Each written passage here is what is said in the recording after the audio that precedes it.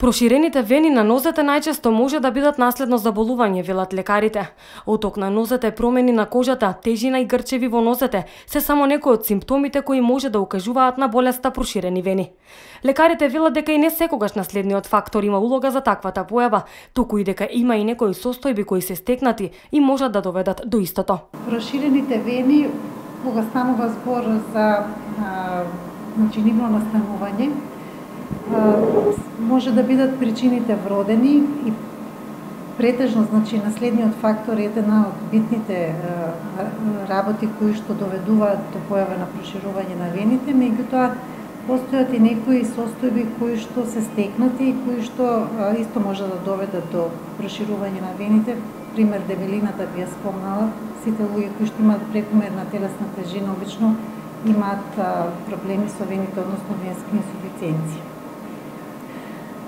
Што се однесува до симптоматологијата, проширените вени може да не даваат никакви симптоми, да представуваат само естетски проблем.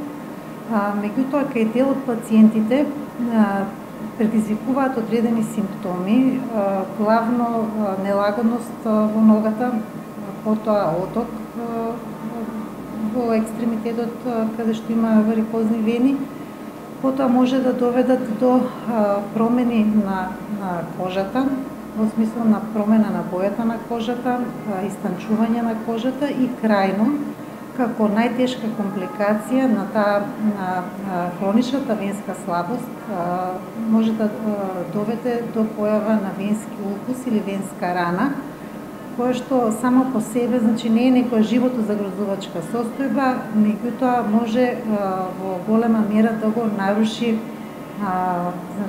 нормалното функционирање и нормалниот живот на пациентот. Дијагностиката на верикозните вени најчесто се дијагностицира со ултрасонографија, но трансфузиолозите велат дека медицината е се понапредна и постојат нови посовремени интервентни методи на лекување на оваа болест.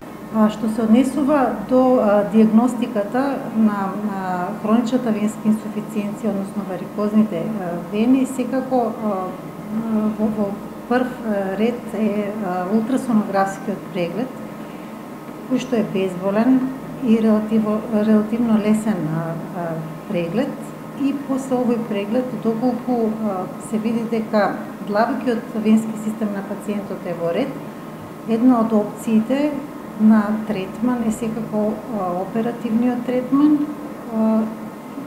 Сега постојат веќе и понови, посовремени интервентни методи на лекување на хроничната венска инсуфициенција, меѓутоа пак ќе кажам, секој пациент си е приказна за себе, за секој пациент посебно се одредува кој е правилниот начин. Трансфузиолозите советуваат до сите пациенти да внимаваат на исхраната, многу да се движат, да избегнуваат предолго стоење, да престанат со пушење затоа што сите тие представуваат ризик фактори кои што дополнително може да ја влошат нивната клиничка слика.